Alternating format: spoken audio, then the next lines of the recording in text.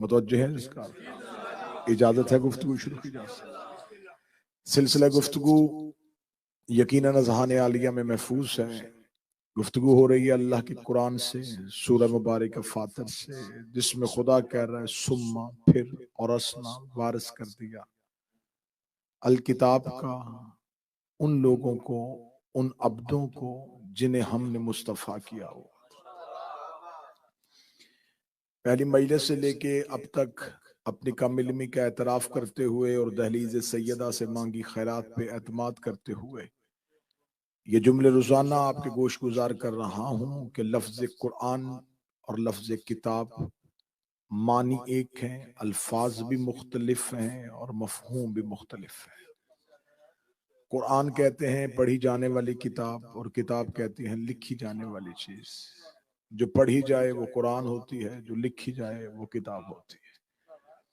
मैंने आपके सामने हर रोज एक एक जीना तय किया और हम अल किताब तक पहुंचने की कोशिश कर रहे हैं कि वो जिसके अंदर हर खुश्क और तर का जिक्र है वो अल किताब कौन है, जिसमें हर गायब है वो अल किताब कौन है, जिसके इल्म के लिए अल्लाह ने हमें बार बार मतवज्जे किया है वो अल किताब कौन है।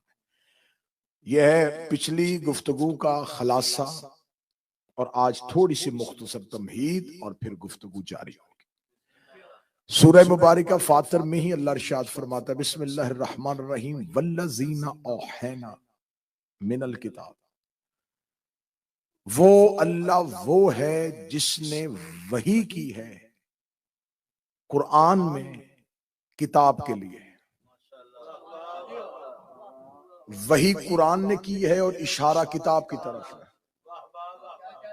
और खुदा कुरान में कह रहा है कि हमने वही की है कि जो कुछ किताब के अंदर है ये हक है। वल्लज़ीना औहैना, फिर वो अल्लाह वो है जिसने वही की थी कि किताब के अंदर जो है वो बेशक है और हमने इसको नाजल किया है हक के साथ। आयत बड़े अच्छे अंदाज में आपने सुनी है। मैं फिर लफ्ज कहता हूं, खुदा कहता है हमने वही की है कुरान में कि हमने किताब को नाजल किया है हक के साथ। किताब अकेली नहीं आई,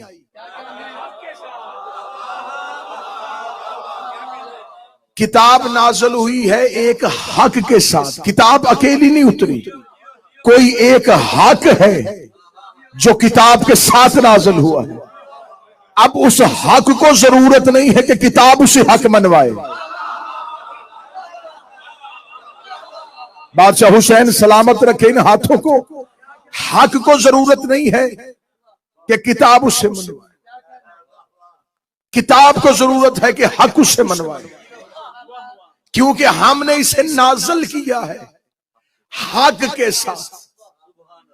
कुरान भी नबी पर नाजल हुआ, किताब भी नबी पर नाजल हुई, हक भी नबी पर नाजल हुआ। लेकिन कुरान के नजूल में और हक के नजूल में फर्क है। कुरान आयतें बन बन के नाजल होके नबी को ढूंढता रहा, नबी कुरान लेने कहीं नहीं गए। नहीं समझ के रायती दाद नहीं देनी। आयत ने देखा नबी कहां है, आयत वहां उतरी। नबी घर में, आयत घर में। नबी मस्जिद में, आयत मस्जिद में। नबी रज़म ने, आयत रज़म में। नबी बज़म ने, आयत बज़म में।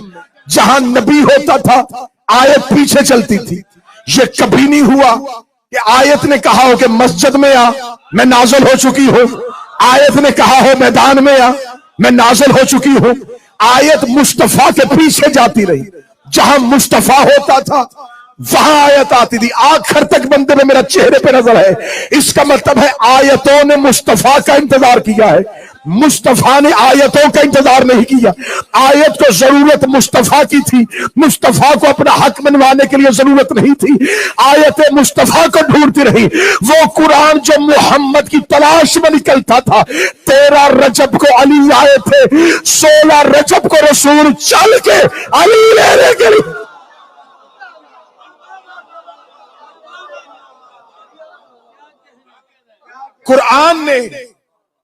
कुरान नबी के लिए आया, नबी कुरान लेने कहीं नहीं गया। एक दौर होता था कि आजकल तो इतनी तरक्की साइंस कर गई है कि हमारे फासले सिमट गए। बुजुर्गान तशरीफ फरमा, एक दौर होता था जब हम लेटर खत लिखते थे, खत मौसूल होता था, फिर उस खत का जवाब दिया जाता था। वो खतों कताबत के जब जमाने होते थे, मैं उसी की मिसाल दे देता हूं ताकि इस बात को वाज़ेह किया जाए। अगर मैं किसी साहिब को खत लिखूं कि मैं आपके पास आऊंगा, जब वो खत जाएगा वो खत का इस्तकबाल नहीं करेगा। बादशाह हुसैन इज्जत दे, वो खत को पढ़ेगा क्योंकि पैगाम था, रख देगा। जब मैं जाऊंगा तो वो इस्तकबाल भी करेगा, लेगा भी। मैं उससे पूछूं कि कल खत आया था, खत का भी इस्तकबाल किया था, वो कहेंगे पहले खत आया था, आज खत वाला आया है। जो हाथ उठ गया है सैयदा इस हाथ को सलामत रखे। पहले खत आया था, आज खत वाला आया। कुरान आता रहा, मुस्तफा नहीं गए। जब अली है मुस्तफा गए, क्योंकि पहले कुरान आया था, अब वारिस से कुरान आया। पहले सामित आया था। अकलीम भाई बड़े अहबाब जो है वो मिंबर पे कह देते सामित गूंगा, तौहीन है ये कुरान की। गूंगा नहीं, खामोश। कदरदानों के लिए अगला जुमला कहने लगा हूं, हर खामोश गूंगा नहीं होता। हाय हाय हाय, खामोशी उर्फा का शेवा है, खामोशी फकीरी का पहला दिन, खामोशी अदब की पहली क्लास का नाम। अमीर अल मोमिनीन फरमाते 70 गुनाह ऐसे हैं जो सिर्फ जुबान से निकलते। इंसान के बदन में से फकत वाहिद अली कहते जुबान है जो सबसे ज्यादा गुनाह पैदा करती है। गीबत भी ये करती है, चुगली भी ये करती है, गालम गलोच भी ये देती है। अली फरमाते 70 गुनाह सिर्फ जुबान से पैदा होता है। इसलिए अली फरमाते बेहतर है खामोश रहो। जाके आवाज थोड़ी खोल दे, बेहतर है खामोश। कितना खूबसूरत पीर अख्तर शाह जी महमूद भाई जुमला सुनिएगा। मौला अमीर अल मोमिनीन फरमाते जुबान एक ऐसा ताला है, जब खुलती है तो पता चलता है दुकान सुनार की है या लोहार की।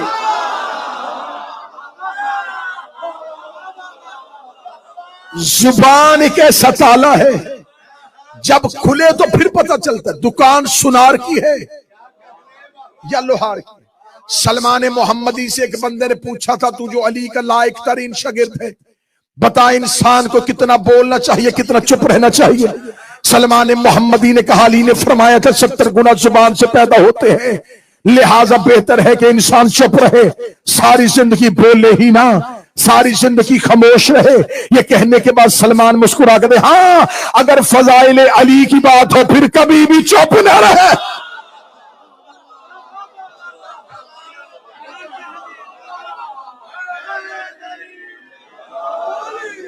अगर बात अली की हो तो जुबान सूली पे भी बोलती है।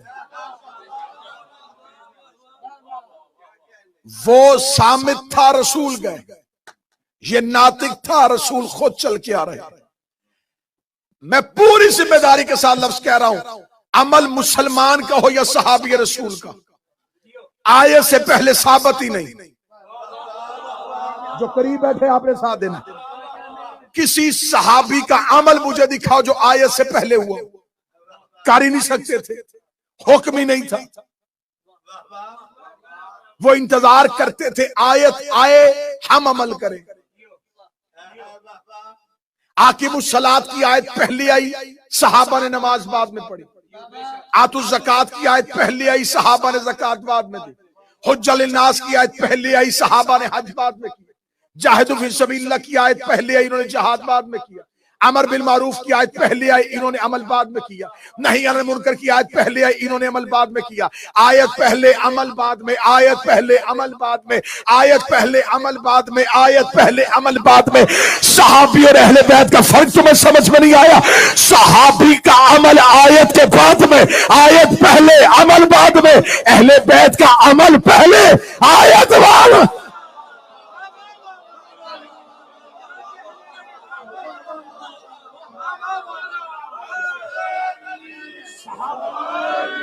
जो खामोश बैठे वो दलील मांग रहे हैं, जो खामोश बैठे उन्हें दलील चाहिए। मैं दलील देता हूं। अली बिस्तर पे पहले सोए, अब सर उठाओ। ज़मिनन्नास की आयत बाद में आई। जो अभी भी नहीं बोला तो अपनी खामोशी आजमा। मैं सैयदा के दरवाजे का करम आजमाता हूं। इस दरवाजे से रोटियां पहले गई।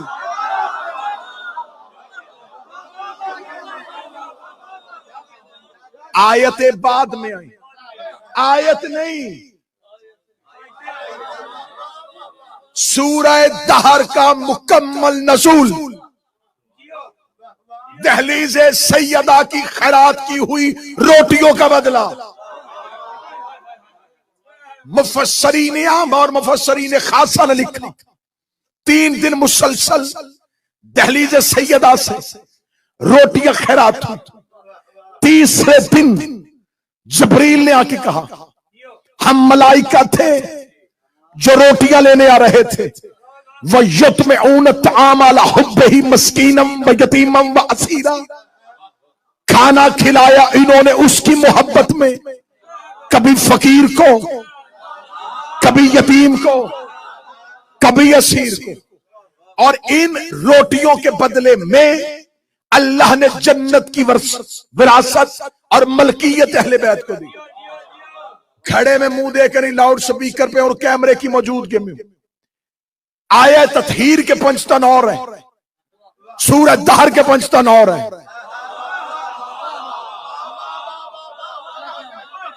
फिर लफ्ज सुनना, आया ततहीर के पंचतन। नबी, सैयदा, अमीर अल मोमिनीन, हसन शहनशाह, हुसैन बादशाह, ये है आया ततहीर के पंचतन। सूरह दहर के पंचतन और है। सतर कहूंगा कलेजे और चेहरे पे मुस्कुराहट हो, कलेजे में ठंडक हो। आया ततहीर में मुस्तफा, सैयदा, अमीर, हसन, हुसैन। सूरह दहर के पंचतन में नबी की जगह पे फिजा।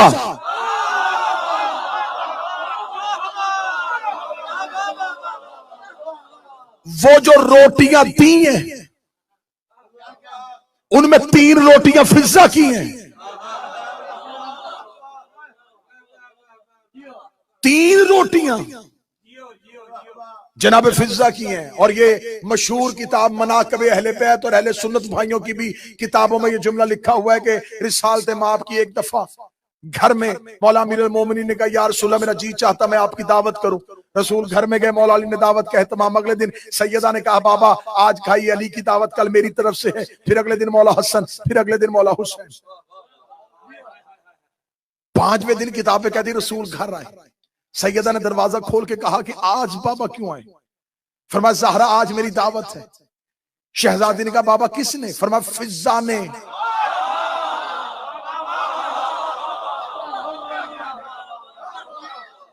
आज दावत की है मेरी। शहजादी ने अगला जुमला कहा, फिजा ने हमें तो नहीं बताया। क्या कहने बीबी, तेरी हिकमत बड़े कलाम से। बीबी ने ये नहीं कहा कि मुझे नहीं पता,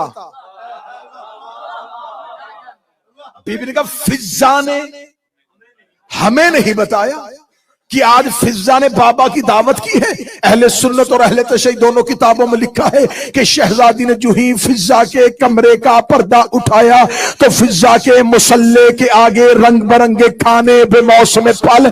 जनाब सैयदा ने देखे कहा, फिजा ये इतना बड़ा दस्तरखान कब से जाती रही है, कब ये खाने बनाती रही है? फिजा ने चादर के नीचे से सर उठा के हाथ बांध के आसमान की तरफ इशारा किया।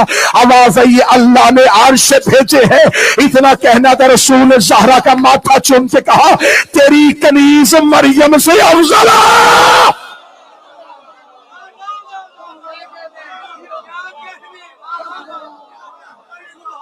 ये तेरी कनीज मरियम से अफजल।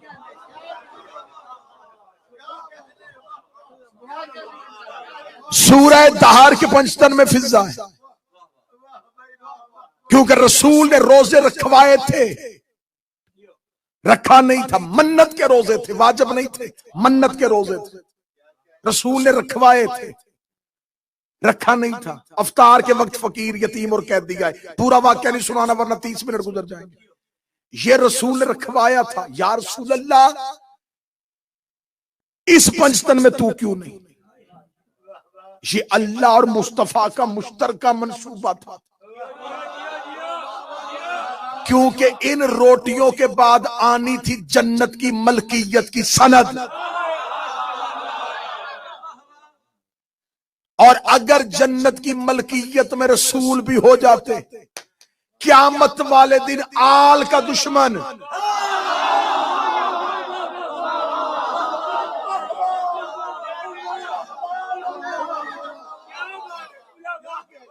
जन्नत में जा सकता था कि आल को नहीं माना, मुस्तफा को तो मानना। क्योंकि बहुत से ऐसे होंगे जो मुस्तफा को मानेंगे और आल को नहीं मानेंगे। एक भी ऐसा नहीं होगा जो आल को मानेगा और मुस्तफा को ना मानेगा। अब ये है कुरान और ये है अल किताब। अब इंतहाई हसास तरीन इशारा आज किसी मसलक के आलम दीन, क्योंकि मैंने पहले कहा है कि घड़े में मुंह दे के बाद में वीडियो कैमरे की मौजूदगी में गुफ्तगू रिकॉर्ड करवा, ये जो लफ्ज हैं ये हवा में जा नहीं रही, ये महफूज हो रहे हैं। और ये मैं अपने ऊपर शहजादी और 14 का खास कर्म समझता हूं कि मुझे वो भी सुनते हैं जो किसी को नहीं सुनते।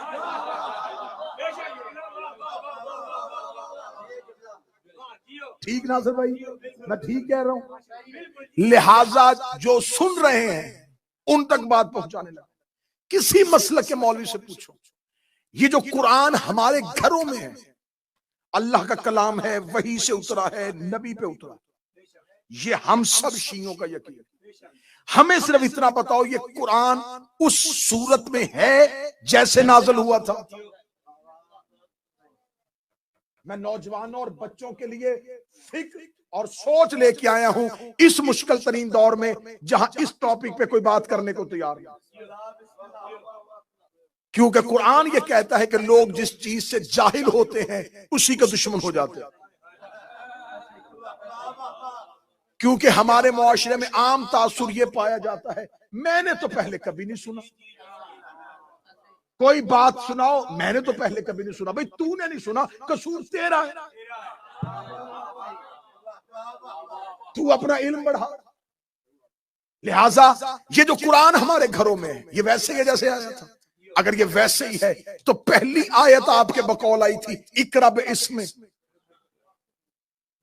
इस आयत पे भी एक मजलिस हो सकती है, पढ़ अपने रब के नाम से।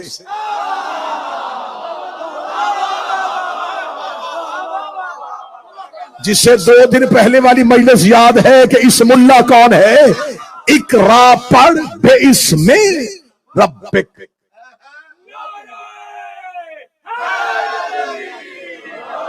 पढ़ अपने रब के, पढ़ अपने रब के नाम से। जिम्मेदारी ये 2-4 लोगों की है, बात खोल ही नहीं, सिर्फ तर्जमा पढ़ने लगा। पढ़ अपने रब के नाम से जिसने खल्क किया। कहां चले गए वो लोग जो फजाइल अली पे हाथ उठाते?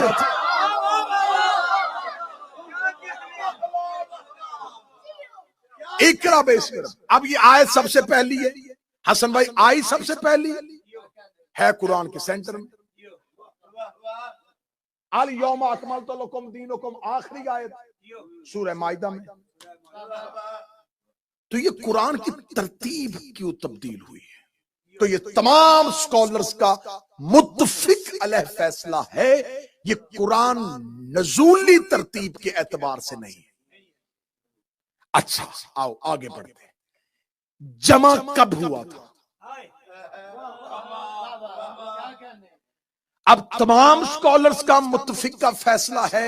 अब ये मेरी तकरीर नहीं, ये मेरे अशरे का निचोड़ है जो मैं आज की मजलिस में निकाल लूंगा और आखिरी मजलिस पे नतीजे पे लेके जाऊं।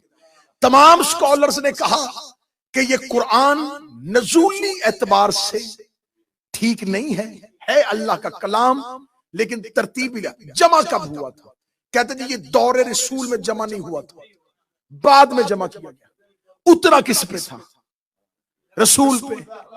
अच्छा, जिस रसूल ने उम्मत को यह बताया है कि मसवाक दाएं से बाएं नहीं, ऊपर से नीचे करनी है,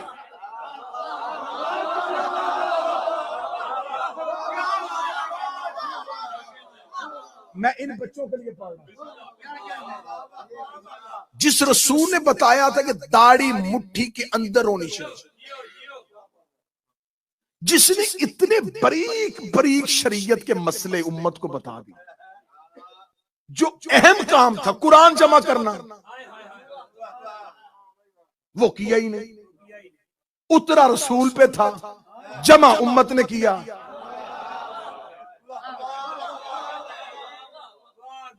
मैं नौजवान बच्चों से कहता हूं यहां से कोई भी किताब उठाए, कोई भी बुक उठाए, अपनी कोई भी निसाब की किताब उठाए, सिलेबस की किताब उठाए, अपनी स्टडी की कोई बुक उठाए, उसको उठाएं और उसकी बाइंडिंग खोल दें, उसके सारे पेज अलग कर दें, फिर उनको ऐसे करके इकट्ठा करें। अब मुझे उस किताब में से कोई नतीजा निकाल के दिखाएं।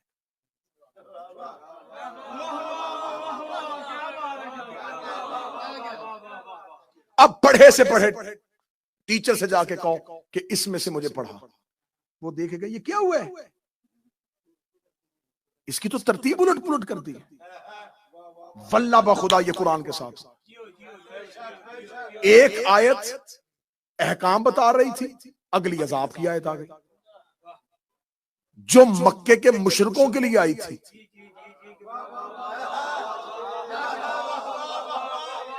वो आयत मदीने के सूरतों में कैसे आ गई? तो आज जो कुरान का एक तरतीब, जो कुरान का सीक्वेंस खत्म हो गया, वो किस वजह से खत्म हुआ? तरतीब उल्टा दी। क्यों उम्मत ने? अब उम्मत के पास कुरान उस हालत में है ही नहीं। जब उस हालत में नहीं है तो फिर आंखें बंद करके पढ़ो। भाई मैं ठीक है। 95% मुसलमानों ने कुरान आंखें बंद करके पढ़ा है, झूम झूम के पढ़ा।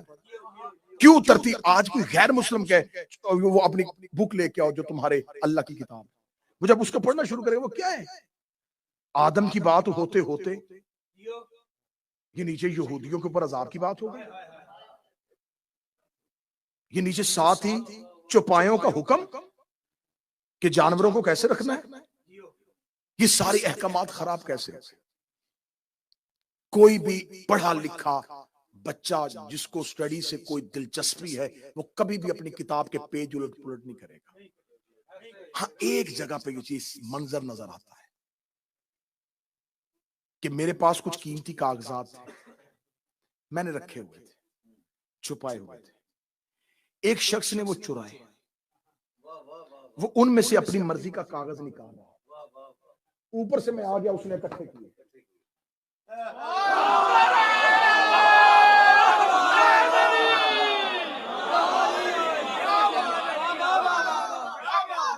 जल्दी में कोई चीज इकट्ठी की जाए तो उसकी तरतीब बदलती है।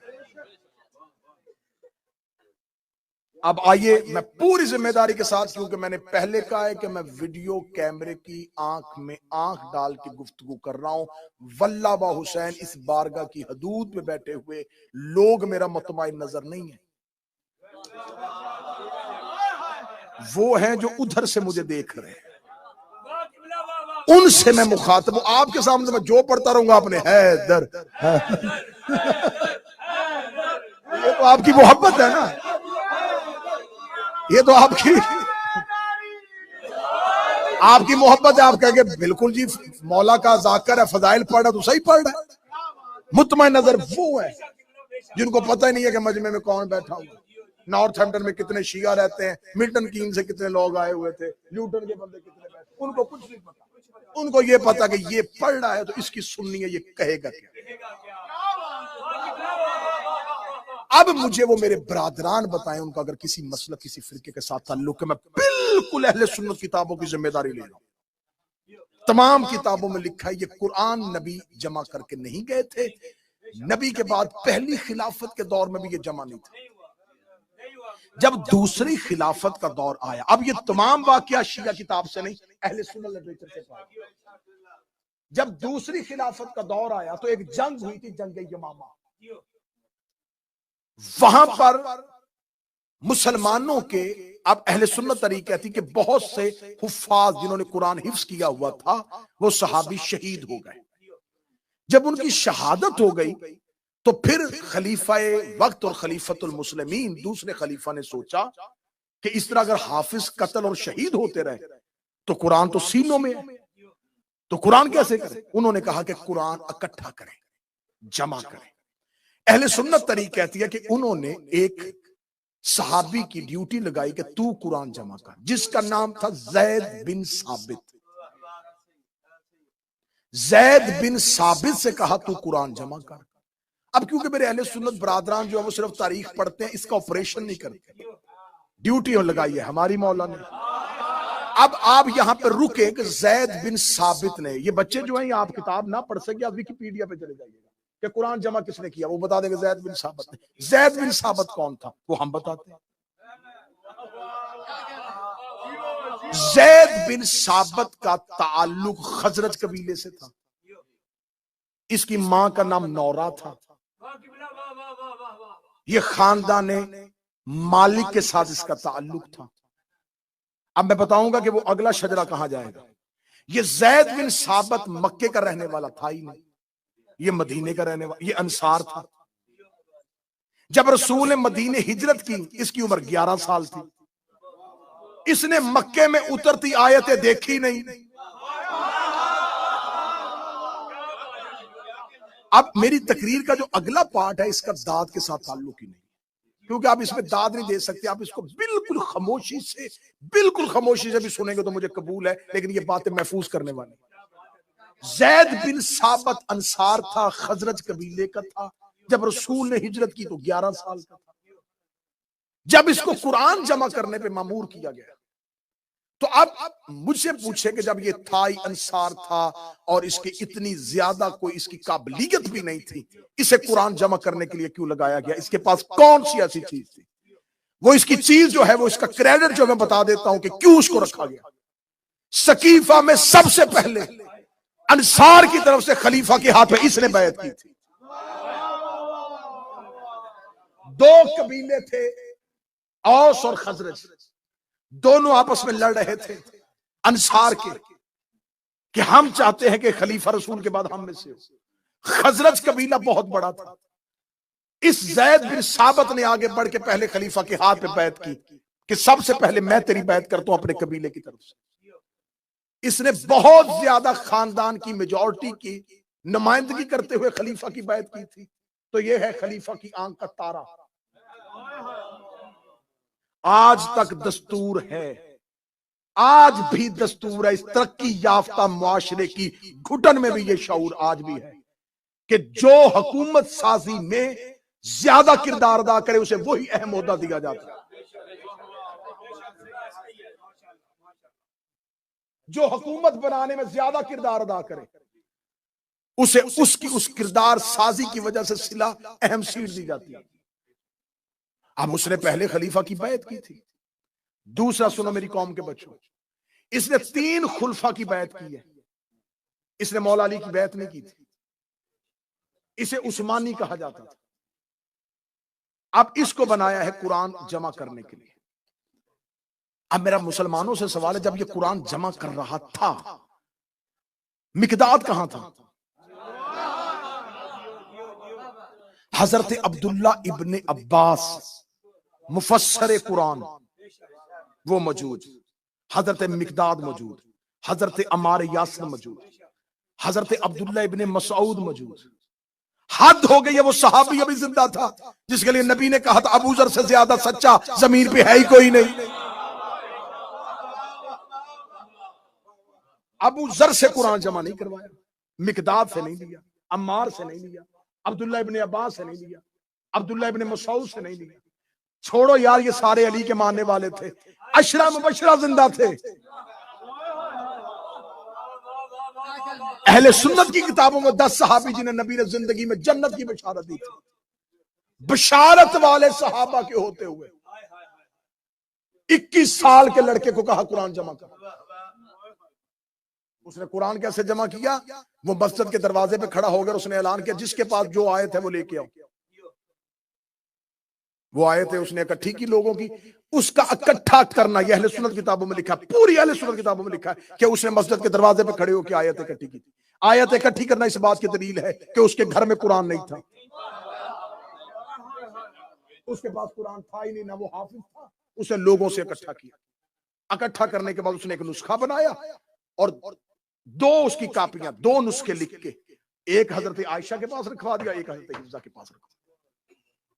मैं अहले सुन्नत तारीख पढ़ रहा हूं, नतीजा फिर लूंगा मुसलमानों से। बावदी ये पहला शख्स था जिसने कुरान जमा किया। उस वक्त मुमलकत इस्लामिया, सल्तनत इस्लामिया फैल रही थी, फतूहात हो रही थी, कोई लश्कर ईरान जा रहा था, कोई इधर जा रहा था, कोई। ये दूसरी खिलाफत के दौर में ज्यादा फतूहात का सिलसिला हुआ, फौजें भेजी गई। जब तीसरी खिलाफत का दौर आया तो आर्मीनिया और आजरबाईजान में जब गई हैं मुसलमानों का लश्कर, तो वहां से कुछ असहाब जो बसरा और यमन मुंतकिल हुए थे वो मदीने पहुंचे।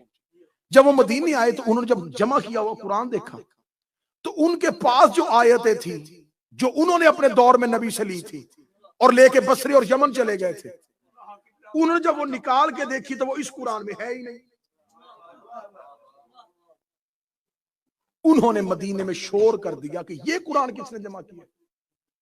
भाई हम बुजुर्ग तरीन सहाबी हैं, हम मदीने में रहते थे नबी के पास, फिर हम चले गए थे बसरा और यमन, दूसरे मुल्कों में चले गए थे, हमारे पास तस्दीक शुदा आयतें हैं, तुम्हारे वाले कुरान में नहीं है। लिहाजा हजरत अब्दुल्ला इब्ने मसऊद मौला अली के खास नौकर ने फिर एक कुरान जमा किया। वो जो बाहर से आए थे उन्होंने लहदा कुरान जमा कर लिया। जब मुख्तलिफ कुरान आने शुरू हो गए तो फिर तीसरे खलीफा ने कहा छोड़ो भाई, इस तरह तो बहुत ज्यादा कुरान हो जाएंगे, जिस तरह तौरात और अंजील की बहुत ज्यादा कॉपी है। लिहाजा इससे बचने की एक ही सूरत है, एक कमेटी बनाई जाए जो कुरान जमा करे। ये आखिरी जमा करदा कुरान था, उसके बाद फिर दोबारा आज तक उसी कुरान की ही कापियां बन रही। वो जो कुरान जमा किया गया उसके लिए कमेटी बनाई गई। कमेटी के बैठे 3 मेंबर। पहला ज़ैद बिन साबित, वही शख्स, उसे ही दोबारा कमेटी का चेयरमैन बनाया गया क्योंकि पहला कुरान इसने जमा किया था। ये दूसरा कमेटी का मेंबर बनाया गया अब्दुल्ला इब्ने जुबैर, तीसरा अब्दुल रहमान बिन हारिस, चौथा तीसरा सईद बिन अल आस। ये 3 अलहदा और ज़ैद बिन सईद आस, अब्दुल्ला इब्ने जुबैर, अब्दुल रहमान बिन हारिस, ये 3 मेंबर और ज़ैद बिन साबित इनके ऊपर चेयरमैन। ये 4 लोगों ने बैठ के बंद कमरे में कुरान जमा किया और आज 1445 हिजरी तक उन्हीं का जमा करदा कुरान कापियों की सूरत में। अब मुझसे पूछो वो 3 बंदे कौन थे? सबसे पहले का नाम मैंने लिया अब्दुल्ला इब्ने जुबैर। ये पहले खलीफा का नवासा था। मैं संजीदा तरीन बात कर रहा हूं। मैंने आपसे वादा किया था कि मैं कुरान का कत्ल पढ़ूंगा। ये मजलिस रिकॉर्ड हो और जो भी रिकॉर्ड करके इसे सोशल मीडिया पे अपलोड करे, मैं उससे गुजारिश करूंगा इसका टाइटल दे कातिलाने कुरान कौन।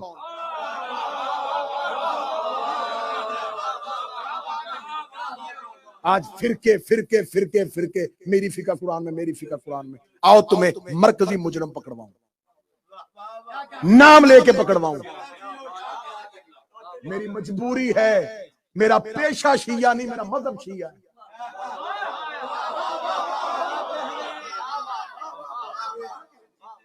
अब्दुल्ला इब्ने जुबैर पहले खलीफा का नवासा, 2 हिजरी में पैदा हुआ। रिसालत माब ने जब दुनिया छोड़ी तो 9 साल का था। अब जरा देखो कुरान जोड़ने वाले, कुरान जमा करने वालों का बताओ। इस अब्दुल्ला इब्ने जुबैर के लिए मौला अली ने कहा था अगर ये जवान ना होता, इसका बाप जुबैर मेरे लश्कर में रहता। जंगे जमल में अपने बाप जुबैर को अली के लश्कर से निकालने वाला ये था। ये पहला शख्स था अब्दुल्ला इब्ने जुबैर, जिसने मकाम में हवा पे जाके, जब रसूल की जौजा पे हवा के कुत्ते भौंके थे, और उसने कहा था कि हौदज के अंदर से कि मुझे रसूल की हदीस याद आ गई। रसूल ने कहा मेरी बीवियों में से एक बीवी होगी जिसे हवाब के कुत्ते भौंकेंगे। ये बस्ती कौन सी है? अब्दुल्ला इब्ने जुबैर ने झूठी कसम खा के कहा था ये हवाब नहीं है। जिसने इस्लाम में पहली झूठी कसम खाई थी, उसने सच्चा कुरान जमा किया। यह है अब्दुल्ला इब्ने जुबैर। हर जगह पे अली की मुखालफत, हर जगह पे जमल में अली के मुखालिफ खड़ा था।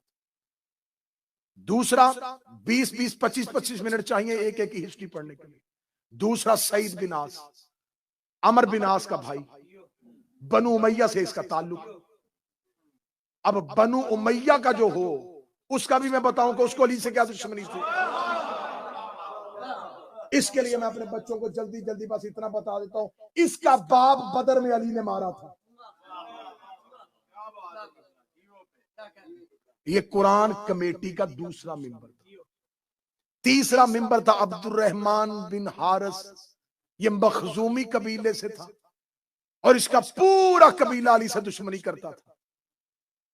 बनी मखजूम ने हर दौर में अली से दुश्मनी की थी। जैद बिन साबत, अब्दुर्रहमान बिन हारिस, अब्दुल्ला इब्ने जुबैर, सईद बिन आस, चार लोगों ने तीसरी खिलाफत के दौर में 25 हिजरी में कुरान जमा किया था। जब मैंने इन चारों की एक एक अलहदा अलहदा करके हिस्ट्री पढ़ी, इन चारों में से एक चीज मुश्तरक थी, बुग़्ज़े अली। अब सर पे कुरान रख के बताओ, जब अली के मुनकर कुरान जमा करे, अब हवाले किताबों को नोट करना चाहो अब नोट करना, बाद में लिखवाना चाहो बाद में लिखवा लेना। किताब का नाम तफसीर फसलुल खिताब, सफा नंबर 349, अहले सुन्नत भाइयों की किताब है। उसमें लिखा है, वो कहते हैं कि अबू दाऊद ये रवायत करता है कि हम दौरे रसूल में सूरह कौसर को इस तरह पढ़ा करते थे, इन्ना आतैना का मुहम्मद अल कौसर, बेशक हमने मोहम्मद पे कौसर को उतारा। तफसीरे फसलुल खिताब, अबू दाऊद की रवायत, सफा नंबर 349, 349। फसल्ले लिरब्बिका वनहर इन्न शान आका अमर इब्ने आस होवल अबतर।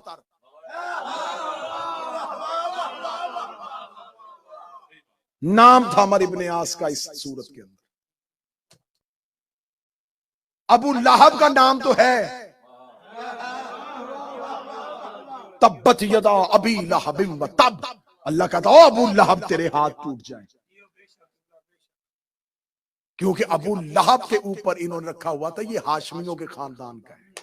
उसका नाम नहीं निकला और उमवी का नाम निकल गया। दूसरा हवाला नोट करो, तफसीर अबू हमजा समाली, मेरे मजहब जाफरिया की सबसे मुस्तनद तफसीरुल मिजान, बिहारुल अनवार अल्लामा मजलसी की, शजरा तूबा, 19 शिया मुस्तनद किताबों के हवाले।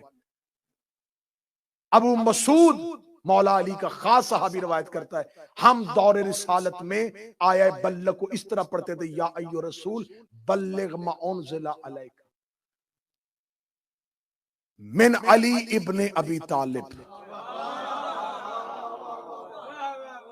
ऐ रसूल पहुंचा वो हुक्म जो हमने अली की सूरत में तुम पर नाज़िल किया। मैं कुरान की कितनी आयात ऐसी बताऊं जो शिया और सुन्नी किताबों में लिखी हुई है। फिर तफसीर सालबी और बिहारुल अनवार, 2 किताबों का हवाला और लिख लो, दोनों किताबों में लिखा हुआ है। मैं फोन इसलिए मिंबर पे रख के बैठा हूं, इसके अंदर मैं पेज स्कैन लेके आया, सौदा नकद। तफसीर सालबी और बहारुल अनवार में लिखा हुआ है कि ये कुरान की आयत है, इन्नल्लाह अस्तफा आदम व नूह व आले इब्राहीम व आले इमरान। सहाबा कहते हैं हम नबी की जिंदगी में इस आयत को इस तरह पढ़ते थे, इन्नल्लाह अस्तफा आदम व नूह व आले इब्राहीम व आले इमरान व आले मुहम्मद अलल आलमीन।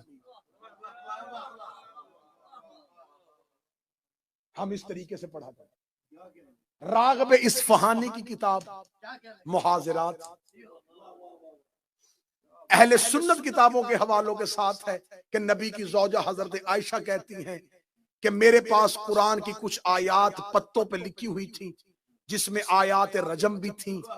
हम रसूल की तीमारदारी को गए थे, वो मेरे तकिए के नीचे थी, जो एक बकरी खा गई और फिर ना मिली। कुरान तुम्हारा, बकरी खा गई, 40 वाला हमारा।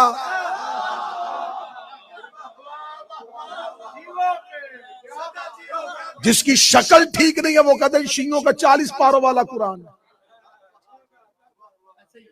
आयतें तुम्हारी, बकरी खा गई।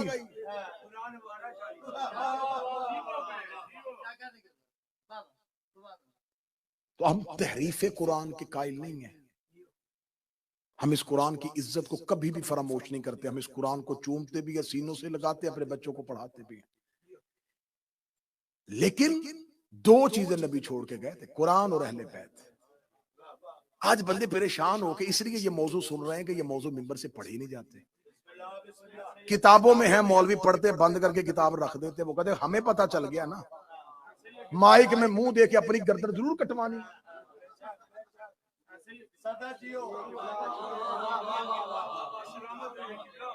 क्यों करें? लिखा सारी जगहों पे है, पढ़ते नहीं है। लिखने वालों ने लिख दिया, वो चले गए दुनिया से। उनका काम लिखना था। बस जुर्म ये हो गया कि लिखने वाले बोल नहीं सके। हमारे मिंबर के साथ जुल्म ये हुआ कि लिखने वालों को बोलने किसी ने नहीं दिया और बोलने वालों को पढ़ने किसी ने नहीं दिया। ऐसे ही मक्खी पे मक्खी मारी गई, ठीक है, जो है बस उस तरीके से चलता जाए। हम इस कुरान की इज्जत के कायल हैं। लेकिन जब उम्मत, अब आज बंदे परेशान हो गए, मुझे कहा जी उन लोगों ने कुरान तब्दील कर दिया। और जब लोगों ने अहले बैत तब्दील कर दी, खिलाफत छीन ली, तो रसूल के बाद शबे खून सिर्फ अहले बैत पे नहीं, कुरान पे भी मारा गया।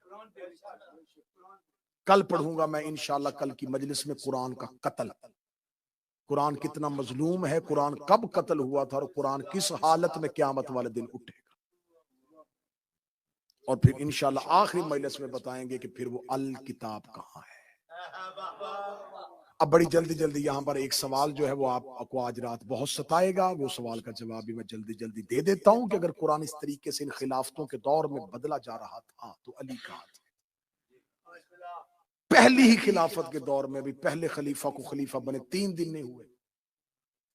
मौला अमीर अल मोमिनीन कुरान के नुस्खे ऊंट पे लाद के, जर्द रंग के कपड़े पे लपेट के शाम के वक्त दरबार में लेके आए थे। अली ने फरमाया तख्त ले लिया, रख लो, मिंबर छीन लिया, छीन लो, ये कुरान मैंने बिल्कुल तरतीब के एतबार से जमा कर दिया। इस कुरान को उम्मत तक पहुंचाओ। किताबें चाहोगे मैं छत तक ढेर लगाने के लिए। खलीफा वक्त ने कहा अली ना हमें तेरी जरूरत है न तेरे कुरान की जरूरत है, वापस ले जा अपने कुरान को। अमीर अल मोमिनीन ने इंतहाई जलाल में उस जर्द रंग की चादर को उठाया, उठाकर अब क़यामत तक इसका चेहरा नहीं देखोगे। अब जो सवाल आपको परेशान करेगा वो सवाल ये है कि जब अली का दौर आया था, क्योंकि जब हम पढ़ रहे होते तो हमें पता चल रहा होता है कि जो सवाल हमारे जहन में आते हैं ये मेरे सामने के जहन में भी आएगा, तो जवाब फिर सारे ढूंढने पड़ते कि फिर वो मौला अली ने अपने दौर में क्यों नहीं लेके, जो अली अपने घर लेके। अगर अली अपने दौर में वो कुरान लेके आते तो फिर अली के बाद हर दौर में कुरान बदलता, हर खलीफा अपना कुरान लेके आता और आज मौरख लिख देता कि इसकी रीत अली ने डाली थी। ना अली कुरान बदलते तो ना उसके बाद बदलता। आज कुरान की मुख्तलिफ कॉपियां होती, शियों का लहदा होता, सुन्नियों का लहदा होता, हनफियों का लहदा होता, हम्बलियों का लहदा होता। ये एहसान था अली का। फिर वो हकीकी कुरान और वो अल किताब, इस पे कल गुफ्तगू होगी। बहुत ज्यादा पड़ गया। आज है हसन के यतीम की मेहंदी। मुझे खबर है यकीनन ऐसे मौजुआत और इतनी खामोशी तारी करवा के मजमे पे ऐसे मौजुआत पढ़ना ये खतीब की खतीबाना मौत होती है, लेकिन मैंने पहले कहा था मेरी मजबूरी दाद और तहसीन और नारे नहीं, हक गोई है कि हकूक आप तक पहुंचे, हक आप तक पहुंचे। सैयदा म्यारे समात को हमेशा सलामत रखे। शब अशूर बादशाह हुसैन इज्जत दे। शब अशूर अब्बास और अकबर दे रहे थे खैमों का पहरा। खैमों का पहरा देते देते हजरत अब्बास की आवाज आई, अकबर कल का सूरज तलू होने दे, सबसे पहले मकतल में मैं जाऊंगा। अकबर रो के कहता, ना चाचा अब्बास तू ना जाना, तू मेरे बाबे की कमर का जोर है। सुबह का सूरज तलू होने दे, सबसे पहले मकतल में मैं जाऊंगा। अब्बास रो कहते, अकबर तू ना जाना, तू हुसैन की आंखों का नूर है। अकबर कह रहे थे, चाचा तू न जाना, तू कमर का जोर है। अब्बास कह रहे थे, अकबर तू न जाना, तू आंखों का नूर है। अभी दोनों शहंशाह चल रहे थे, या एक खैमे का पर्दा उठा के 13 साल का बच्चा तेज कदमों से चलता हुआ आया, आके छोटे छोटे हाथ बांध के रो कहता, चाचा अब्बास न तू जाना, अकबर भैया न तू जाना, तेरे जाने से नूर जाएगा, तेरे जाने से कमर का जोर जाएगा। सुबह सबसे पहले मैं जाऊंगा, मैं हूं भी यतीम, मेरे जाने से न किसी की आंखों का नूर जाएगा, न किसी की कमर का जोर टूटेगा। हुसैन ने मुसल्ला छोड़ा, कासिम के बाहों में लिया, रोकेगा, तुझे किसने कहा है तेरे जाने से मेरे कोई नुकसान नहीं, मेरे 2 घर बर्बाद होंगे, एक हसन की तस्वीर जाएगी, दूसरा मेरी बेटी का नसीब। 13 साल का शहजादा, नासिर भाई आवाज थोड़ी बेहतर कर दे, आवाज थोड़ी बेहतर कर दे। 13 साल का शहजादा, और ये करबला का वाहद शहजादा है। 28 रजब से लेके 2 मुहर्रम तक पीर अख्तर शाह जी पूरे करबला के सफर में मकतल कहती है, ये बच्चा घोड़े पे नहीं मां की अमारी में है।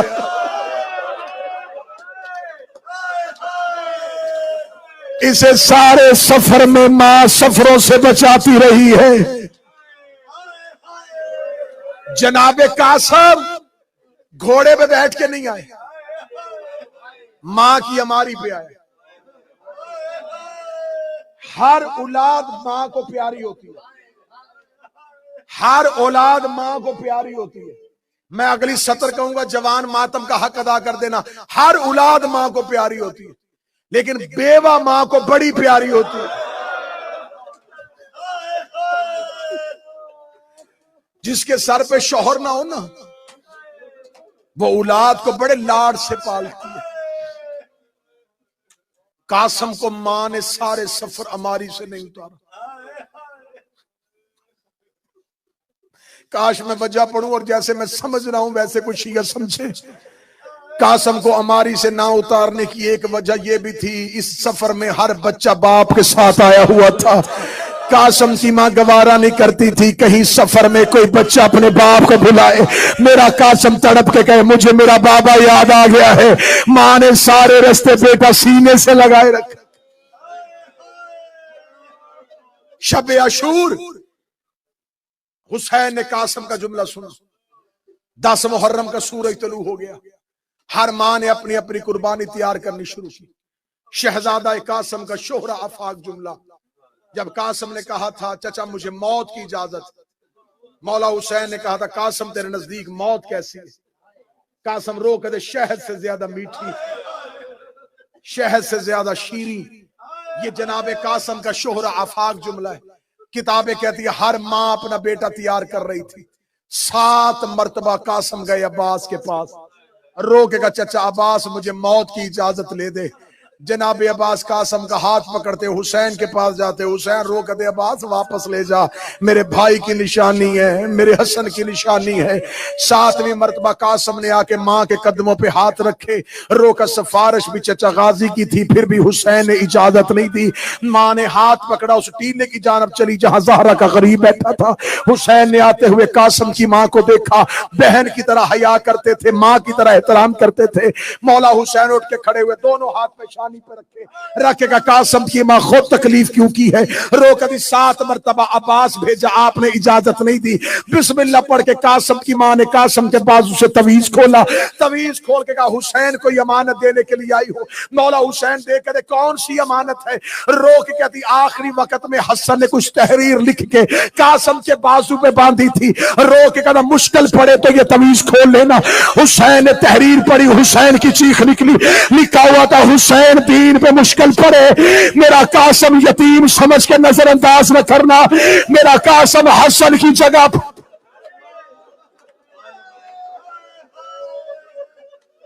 मेरा कासम हसन की जगह पे कुर्बान कर देना। किताबें कहती है मौला हुसैन ने कहा अच्छा अब्बास कासम को तैयार कर। सारी रात रोने के लिए जुमला पढ़ने लगा। जब कहा ना अब्बास कासम को तैयार कर, मक्तल का ये वाहद शहीद है जो बगैर जिर्रा के गया है। बच्चे समझ नहीं सके जुमला, उनके लिए बता, ये करबला का वाहद शहीद है जो कुर्ता पहन के गया, इसके बदन पे कोई जिर्रा पूरी आई ही नहीं। अरबों को पता ही नहीं था 13 साल का बच्चा भी कभी मक्तल में गया। कासम कुर्ता पहने हुए मौला हुसैन के पास है, चाचा सलाम। रोए हुसैन और मेरी कौम की मेहंदियों पे एतराज करने वालों, कहते जी मेहंदी तो करबला में थी नहीं, खैमों में पानी नहीं था, सबीले क्यों लगाई? हुसैन के खैमे में खाना नहीं था, तूने लंगर क्यों बांटा? ज़ैनब के सर पे चादर नहीं थी, तूने बुरके तकसीम क्यों किए? कहते हमारी हसरत थी काश करबला में होते पानी पिलाते, काश करबला में होते खाना खिलाते, बस यही मजबूरी है। हम कहते कासम की माँ हम करबला में होते, हम तेरे बेटे की मेहंदियां बनाते, तेरा जवान शादी वाला बेटा। मैंने पिछले साल पूरा अशरा करबला में गुजारा। 7 मुहर्रम अरब हुसैन की हरम में शहनाइयों के साथ कासम की मेहंदी लेके आया। जिस बंदे को एतराज हो कि मेहंदी कहां है, वो करबला में जाए, खयाम में हुजराए अरूसी है। हुजराए अरूसी कहते हैं दुल्हन वाला शादी वाला कमरा। आज भी खयाम हुसैनी में कासम के हुजरे पर लिखा हुजराए अरूसी। हसरत थी कासम की मां की। कासम घोड़े की जीन में बैठा, माइक साथ नहीं दे रहा लेकिन मैं कोशिश करूंगा मैं मुसाहिब पूरा पढ़ सकूं। यूं कासम घोड़े की जीन में बैठा, हुसैन टीले पे खड़े हुए। हर जंग देखी थी अब्बास ने, सुनी थी हुसैन ने। हुसैन रोकेगा अब्बास पीछे हट, कासम का हमला मैं आंखों से देखूंगा। शहजादा कासम सब कुर्ता पहने हुए मक्तल की जानब चले। मैं किताब दिखाने के लिए तैयार हूं, ये वाहद करबला का जवान है कि कातिल देख के कहता जो ही कासम खैमे से निकला अय्युहल बद्र तमाम ही, ऐसे लगता जैसे 14वीं का चांद निकल आया है। कासम के चेहरे का नूर इतना था। शहजादा कासम ने हमले करने शुरू किए, फौजों में भगदड़ मचनी शुरू की। हुसैन करबला के तीरे पे करे वाह हसन का बेटा, वाह मेरा यतीम कासम। कासम हमला कर रहे थे या एक बेगैरत करीब आया, उसने कासम के सर पे गुर्ज मारा, कासम का सर खुला, अरशक ने आके कासम के पहलू पे नेजा मारा। शहजादा कासम घोड़े की जीन से गिरने लगा, जीन से गिर रहा था। हुसैन अल्लाह अकबर कह के हुसैन ने कासम के ऊपर छाव करने के लिए हुसैन ने घोड़े को दौड़ाया। हुसैन टीले से उतर रहा था या उमर इब्ने साद का हुसैन की आने से पहले मशरक के घोड़े मगरब के घोड़े मशरक। बाबा जी माफी मांग के जुमला पढ़ने लगा। कासम के पांव रकाबों में फंस गए। कासम के पांव रकाबों में फंस गए। कासम न ज़ीन पे था न ज़मीन पे था। बेगैरतों ने घोड़े को दौड़ाना शुरू किया। हुसैन कातलों में तलवार के साथ भतीजे की लाश ढूंढ रहा था। बाबा जी 22 साल हो गए मुझे मिंबर की नौकरी करते हुए। हर साल में पढ़ता था कासम। मैं यही रवायत पढ़ता था जो हमने सुनी थी कि हुसैन ने अमामे की चादर बनाई, और बेटे की लाश मैंने बार बार ये जुमला कहा क्योंकि पिछले साल पढ़ना था मैंने करबला में अशरा, मुझे डर बड़ा था, हुसैन है शहर, कोई रवायत ऐसी ना पढ़ दी जाए, लिहाजा वहां पे मक्तल के जिम्मेदार आलम दीन सैयद मोहम्मद तबातबाई जो शारा सिदरा पे बैठते हैं, मैं उनके पास गया था मक्तल की रवायतें लेने के लिए। मैंने उनसे मक्तल की रवायतें ली, उन्होंने मुझे किताबों की सूरत में रवायतें दी। मैंने बाबा जी उनसे कहा कि जनाब कासम की शहादत, मैं कासम की शहादत लिख रहा था कि मैंने करबला में कासम पढ़ना है। अगली सतर करबला में पढ़ी गई थी और क़यामत आ गई थी, अल्लाह जाने तुम कैसे सुनोगे। मैंने सैयदजादे से पूछा, मैंने कहा हुसैन ने भतीजे की लाश कैसे इकट्ठी की थी? वो देखेगा तुम क्या पढ़ते हो? मैंने कहा हमने पढ़ा है हुसैन ने अमामे की चादर बनाई थी, कासम के गोश्त के टुकड़े चुने थे। उस सैयद ने 3 बार सर पे हाथ मारा, हाथ में हाय गुरबता, हाय गुरबता। आज भी किसी को हुसैन की गुरबत नहीं पता। मैंने कहा कैसे लाश उठाई थी? ये देखकर मिनल हजरल मासूकिल सोमल, कासम की लाश घोड़ों के सुन्नों ने कीमा कर दी थी।